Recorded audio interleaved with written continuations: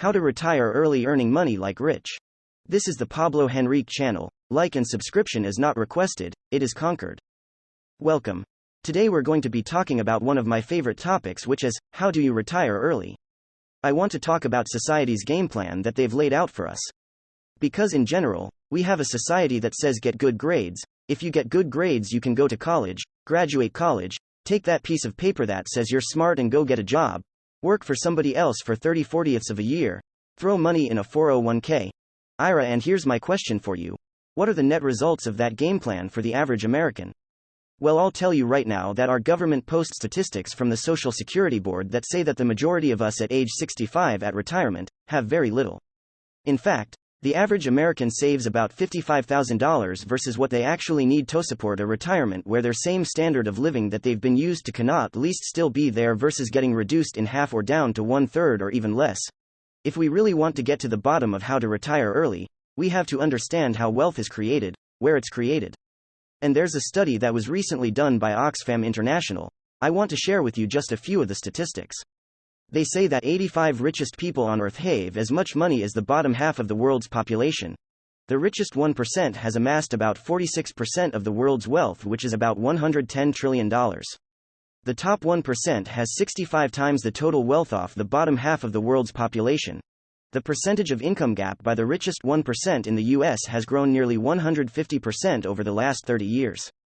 The top 1% of wage-earning households in the US brings in about $1.2 million per year. That's 41 times as much as the average income for all wage earners who bring in our country, about $40,000 per year. So why do I share all that with you? It is because the world's wealthiest, they have something in common, and I promise you it's not go to college, get good grades, work for somebody else, make them money, retire poor and die. So speaking about early retirement, I retired when I was 26 years old through real estate, and that was just a year out of graduating college. With the help of my first 3 mentors in real estate, man, I was reading books, gobbling up everything that I could. I'd spend my weekends and evenings driving around with them. And with their help they wrote me up a game plan, and 14 months later I bought my first house. Now that first house was no ordinary house. It was about $40,000 below the market. It was bought with a basement apartment that once I moved in and rented out would cover my entire mortgage. And 12 months later the bank said, wow, Chris has lived there long enough, it is seasoned. So I was able to take some of that $40,000 equity and I was able to move it into a second property. My second property became my third, my fourth, and it just kind of kept on growing. And you can watch some of the other videos that we post where I talk about partnering and some of the other strategies. But basically I had about 25 properties by the time I turned 26. My portfolio was doubling each and every year, and now I own a lot of paid off real estate. I have leveraged real estate, and what they all share in common for the most part is a lot of equity and a lot of cash flow, and it's that residual income that makes retirement possible for me versus some 401k, IRA, trade in dollars for hours, having some kind of good or poor paying job. Real estate has created that freedom for me. Here's the cool thing about real estate, it can compound. Now I'm not talking about your traditional 30-year strategy. Buy a house, put in a renter, and be on a 30-year mortgage or maybe an accelerated mortgage, and then 15, 20, 30 years the house is finally paid off. I don't like that strategy, one, because I don't like 30-year game plans. Because things slow down, all of a sudden I miss my chance at retirement when I'm actually hitting that retirement age, or maybe you haven't started young enough. So 30 years not my favorite, there's some other reasons. But what I like to do in real estate is I like to compound it. I don't buy and hold, I buy and trade. This is like Monopoly, I'm constantly trading. If I buy a house right then, within a few short years, I should be able to trade it for more real estate, and trade that real estate for more real estate, and then on and on and on. So using this strategy, and this system, and this thinking, here's what I love about real estate. If I do it correctly, I can take that one home and I can turn that into 2, because I buy it with equity, I buy it with cash flow, and there's always a plan. I'm never buying haphazard real estate, and I'm never buying a home with this stupid 30-year plan saying, hey, I'm just going to keep on paying this down and let someone else pay the mortgage off. Meanwhile I get 5, 6, 7 years here and I start getting the depreciation declines on my returns and the diminishing returns equal I got to dump $10,000 or $20,000 back in that house anyway.